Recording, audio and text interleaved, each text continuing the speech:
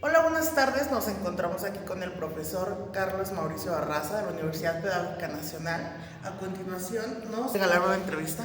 Profesor, buenas tardes. Buenas tardes. Bueno, vamos a comenzar con ¿cuáles fueron los principales desafíos que enfrentaron las instituciones educativas durante la pandemia de COVID-19? Las instituciones en lo general, yo creo que, por ejemplo, las públicas, el tema de cómo iba a organizar la experiencia educativa cuando se carecen de medios para tener una educación a distancia, que creo que ocurrió es que tanto a través de los recursos de los docentes, con ciertas cuestiones como la facilidad, por ejemplo, de un correo institucional, que se abrió en esa emergencia, se dotaron de ciertas herramientas para que los docentes se pudieran comunicar con los estudiantes emergente, las capacitaciones o los más bien yo le llamaría tutoriales para el uso de plataformas como Zoom, Meet, todo eso. Creo que básicamente el llevar la escuela presencial a la distancia fue el reto. Nos hizo ver, creo, las carencias que en términos tanto de capacitación, de formación para el uso de esas tecnologías se hicieron presentes. Creo que más evidente en unas generaciones que otras, realmente el hecho de afrontar esa manera de adaptarse a que de un momento a otro tuviste que modificar tu manera cotidiana de dar clase. Continuando, ¿cómo es que afectó esta brecha digital que existió entre los estudiantes durante esta crisis sanitaria? Yo sí, realmente la pandemia es cuando me puse a cuestionarme esta afirmación de que las generaciones eran nativas digitales. Yo me di cuenta de las dificultades que tenían, o al menos así lo planteaban, dificultades para formalizar la experiencia educativa, o sea, el simple hecho de no saber cómo subir un archivo pesado, cómo compartirlo, cómo mandar un correo. O sea, me hizo darme cuenta justamente que cuestionarme esta idea de que si realmente eran nativos digitales. Creo que el justo término es son nativos de redes sociales. Ahí sí creo que tienen un gran dominio sobre qué implica utilizar redes sociales. Pero todo lo que implica a las otras habilidades un poco más formales, creo que sí las cuestionaría un poco, y creo que ahí se dejó ver esta brecha digital. En términos de redes sociales, maestros. Pero para subir un archivo, para compartirlo, decían maestros que no sé hacer eso. Yo me quedaba, o sea, se supone que tú vienes de una generación en donde la formación digital se supone que tendría que ser eficiente, ¿no? Continuando, conforme a su experiencia, ¿qué estrategias implementaron los gobiernos para mitigar la pérdida de aprendizaje durante el cierre de escuelas, pues en esta época de pandemia? Creo que una de las alternativas que ya tenía el sistema educativo es, por ejemplo, la educación que se da a través de medios como la televisión.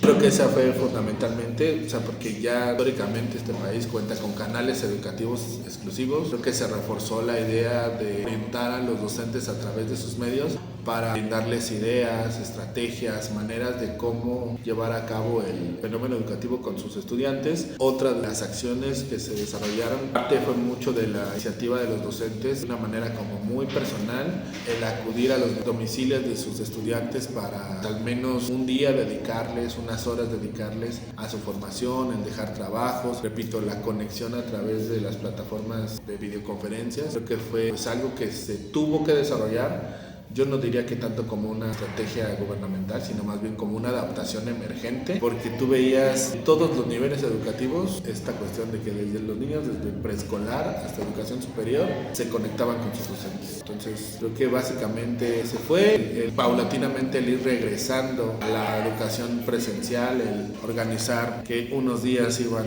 unos, otros días iban otros. Creo que era parte de la misma estrategia.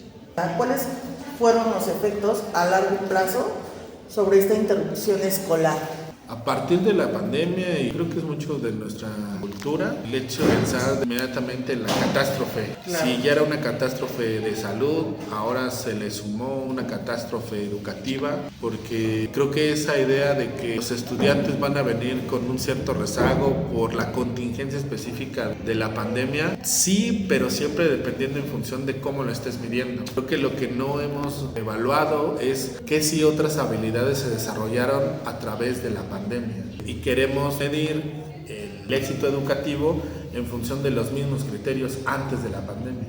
Entonces, creo que lo que no se ha modificado es lo que queremos evaluar de los aprendizajes, porque aunque no quisiéramos, los estudiantes, también los docentes, desarrollaron aprendizajes. Por ejemplo, esta idea de autocuidado creo que es algo que implícitamente se ha desarrollado y que el sistema educativo ha logrado valorar, o sea, que no sabe medir. Hoy tú ves, o por lo menos a mí lo que me toca ver, estudiantes que son más conscientes de que cuando están enfermos, tomar sus distancias, el uso de cubrebocas, o sea, sí hay conocimientos, sí hay aprendizajes que se generaron, pero el sistema educativo quiere seguir midiendo lo mismo en función de lo que antes ocurría en la pandemia. Y creo que eso también ya se modificó. Para terminar con esta entrevista, la pregunta sería, ¿cómo han cambiado las condiciones del sistema educativo después de la pandemia y qué medidas se han propuesto para reducir la desigualdad en el acceso a la educación?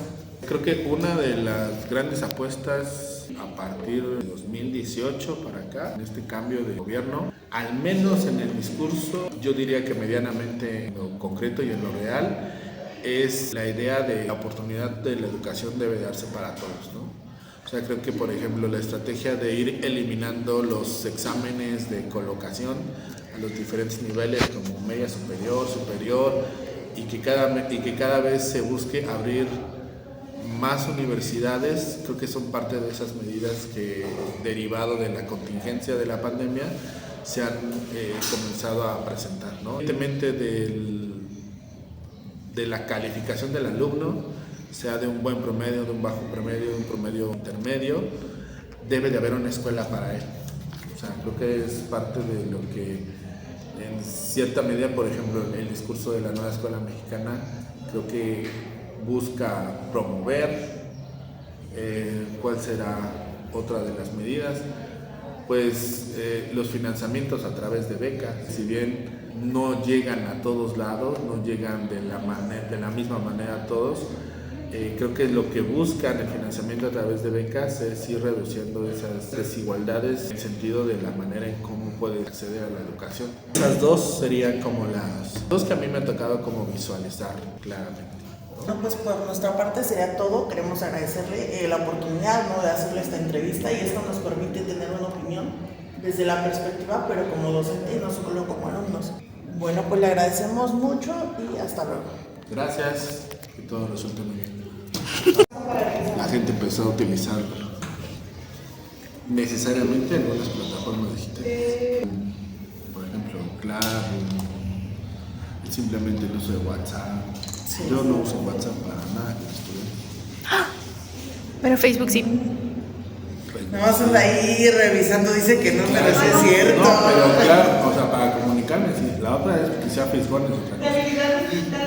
Pero en Facebook igual nada más es X de vez en cuando, ¿no? Sí. O sea... ¿Vas a hacer algo? O sea, ¿lo vas a presentar? Ah, sí, muy bien. A ver, pregunta. En este cambio